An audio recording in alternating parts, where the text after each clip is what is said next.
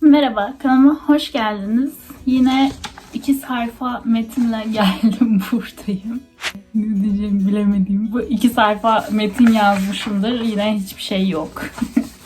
Duraksıyorum. Kal geliyor bazen. Gerçekten bazen insana kal geliyor. Bu videoda kamera yerine telefonumu kullanıyorum. Bilmiyorum görüntü kalitesi nasıl, güzel mi değil mi. Diğerini kullanamadım çünkü diğeri çok ışık parladı. Kamerayı kullanmayı henüz tam bilmediğim için nasıl yapacağımı da karar veremedim. Onu çözdüğümde tekrar kamerayı geçeriz ya da kamerayı direkt satarım bu işimi görüyorsa. Bugün kendimizi veya sevdiklerimizi nasıl çizebileceğimizi size göstereceğim. Bu gösterdiğim teknikle evcil hayvanınızı da çizebilirsiniz. Kendinizi de, annenizi de ya da ne bileyim kendinize bir hesap oluşturup bunu direkt paraya da dönüştürebilirsiniz.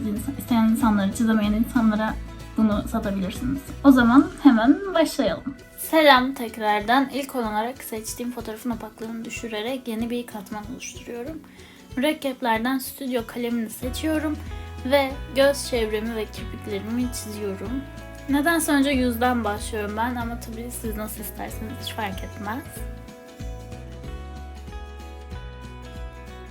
Benim gözlerim koyu kahverengi olduğu için direkt göz bebeğimi siyah boyadım ama sizin için göz rengi önemliyse içini boş bırakıp sonra göz renginize boyayabilirsiniz. Benim için önemli değildi bu.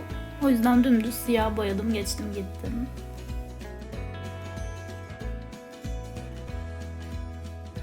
Burun hattımı çiziyorum burada ama siz sadece ucunu da çizebilirsiniz. Tabii size kalmış bu kısmı. Ve piercingimi de ekliyorum burada. Şöyle bir bakıyorum, bir terslik, bir değişiklik var mı? Piercingimi daha böyle düzgün istiyorum. Orada bir düzeltme yapıyorum.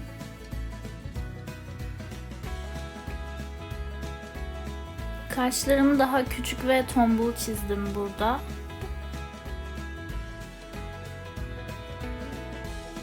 İçlerine çizgi çiziyorum. Bence tatlı oluyor. Saç tiplerimden başlayıp genel olarak suratımı ve saçlarımı çiziyorum.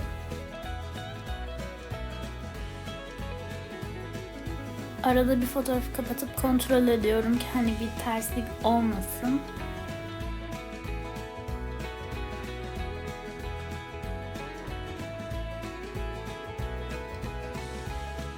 Ağzıma geçtim. Bence portrede zor kısımlardan, özellikle dişler ama şimdi tabii dişleri bugün çizmeyeceğim. Nasıl bir cümle oldu, saçma bir cümle oldu ama kenardan siyahlıkları falan ekleyince daha diş görüntüsü olacak. O yüzden ne bileyim direkt çizmedim, yani daha tatlı olur diye düşündüm.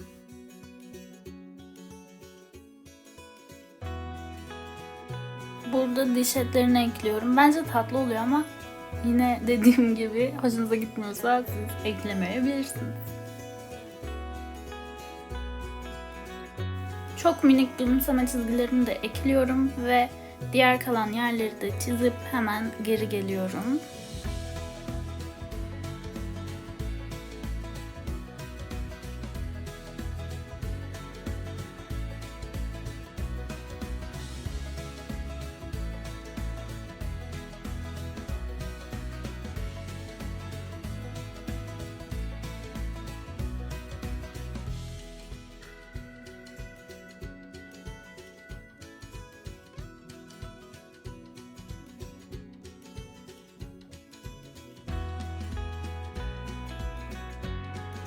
Gözüme takılan son detayları kontrol ediyorum fotoğrafı kapatıp.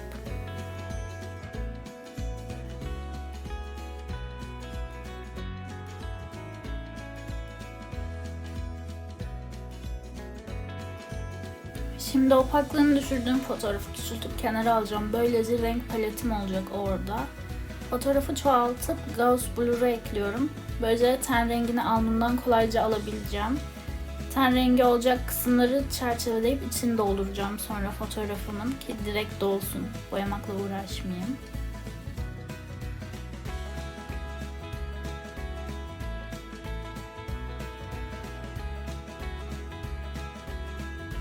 Burada biraz karışık çalışmışım ama çizgisel çizdiğim katmanın altına gözüme hoş geldiği ya da işte fotoğrafta gözüken renklerden bakarak, seçerek genel olarak resmi boyuyorum. Aslında bir boyama kitabı gibi olabilir. Öyle düşünebilirsiniz.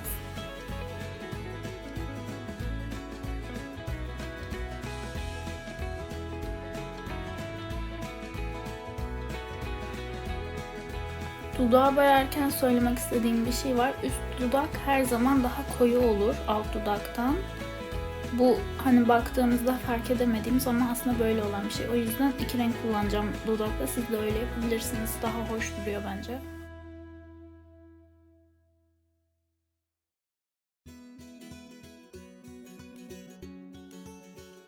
Genel olarak çizimin her parçasında yeni katman açıyorum ki sonrasında bana kolaylık sağlasın.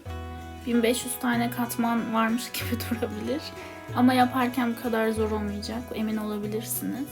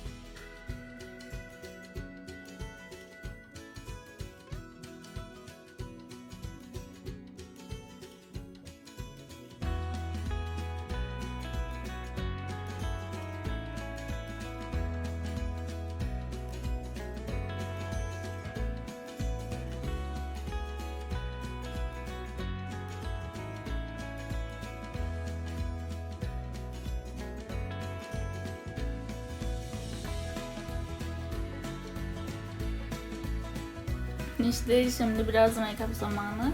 Hava fırçasından yumuşak fırçayı seçtim. Tatlı bir somon rengiyle farımı sürüyorum. Yine tatlı bir muz rengiyle de farımın ortasına aydınlatacağım. Karıştırma ikonundan soft brush ile de farımı dağıtacağım. MAC 216 mı desem ne desem bilemedim. Bence tam o yani.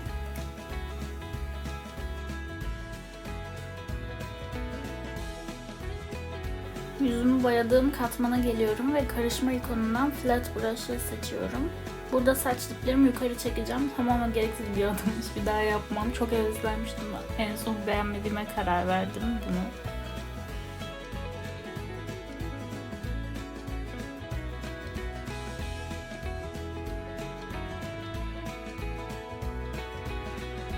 Saçımı boyadığım katmana geliyorum. Onun hemen üstüne yeni katman açıp kırpma maskesi seçiyorum. Hazelong diye bir kalan var, bilmiyorum biliyor musunuz? Onun fırça setinden Insane Soft fırçasını alıyorum. Linkini aşağı koyarım. Tamamen ücretsiz, çok güzel fırça kitleri var. İsterseniz destek için bağış da yapabilirsiniz satın alırken. İsterseniz tamamen ücretsiz de alabiliyorsunuz.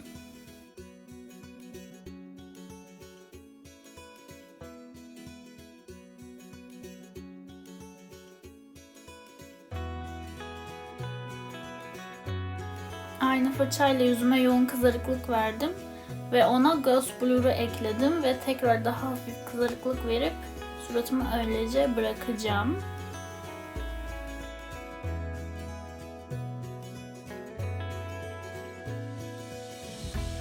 Şimdi boynuma biraz gölge ekliyorum.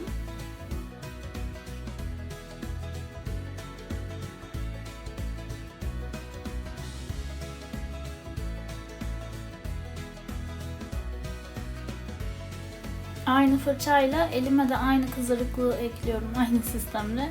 Yeni katman artı kırpma maskesi sistem dediğim. Kırpma maskesi dışa taşmayı engelliyor boyadığınızda. Ve kıyafete de yapacağım bunu. Doku kazanıyor aslında, böyle tatlı bir görüntüsü oluyor. Böyle dağıtabilirsiniz isterseniz, hafif dağıttım ben burada.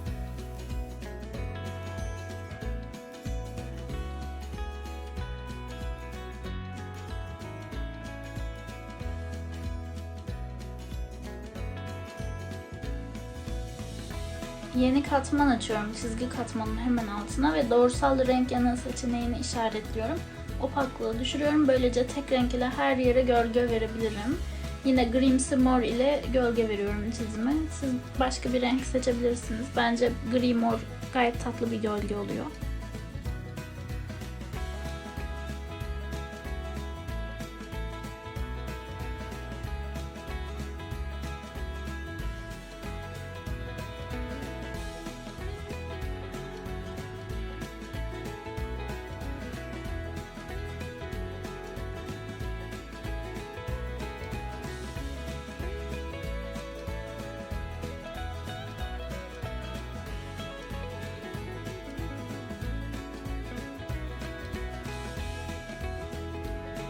Tekrar yeni bir katman oluşturuyorum ve burada da aydınlık ekleyeceğiz. Ekle seçeneğini seçip opaklığı düşürüyorum. Burada kullandığım renk tatlı bir muz rengi olacak.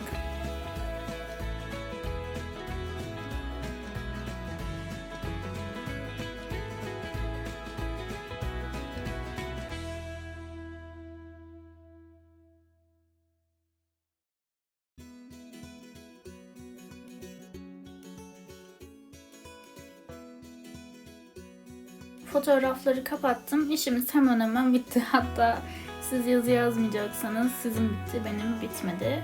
Kendimce detaylarımı ekliyorum. İşte buraya thumbnail hazırlıyorum.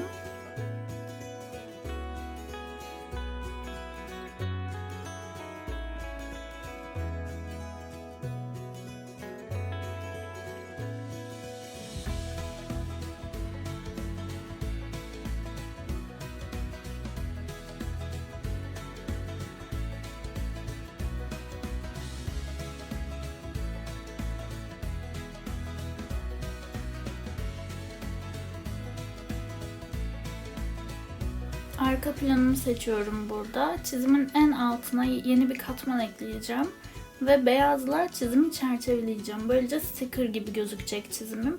Bu beyaz katmanı sonrasında çoğaltıp siyaha boyayıp yerini kaydırıp Ghost Blur'u ekliyorum. Böylece gölge oluyor. Sıfır şaka. 2 tane A4 kağıdına bu metni yazdım. Burada bütün konuştuğum her şey düzenli bir şekilde olsun diye. Ve bu kadar uzun süreceğini düşünmemiştim seslendirmenin.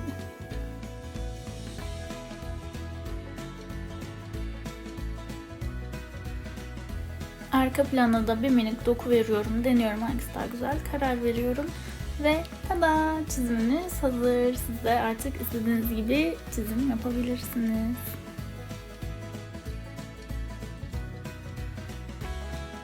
Umarım tüm detaylarıyla beraber size aktarabilmişimdir ne anlatmak istediğimi. Videoda bahsedemediğim detayları aşağıda açıklamalar kısmına mutlaka ekliyor olacağım. Videoda kullandığım tüm ekipmanlarımı da her zaman ekliyorum açıklamalar bölümüne. Orayı kontrol edebilirsiniz. Beni Instagram'dan takip etmek isterseniz buradan takip edebilirsiniz. Videoda kullandığım fırçaları da yine aşağıya açıklamalara ekliyor olacağım. Aklıma gelmeyen başka sormak istediğiniz detay soru varsa onu da aşağı yorum yazarsanız yanıtlarım. Videomu beğenip kanalıma abone olup çana tıklarsanız da çok mutlu olurum. O zaman haftaya görüşmek dileğiyle. Hoşçakalın. Bay bay. Kendinize iyi bakın.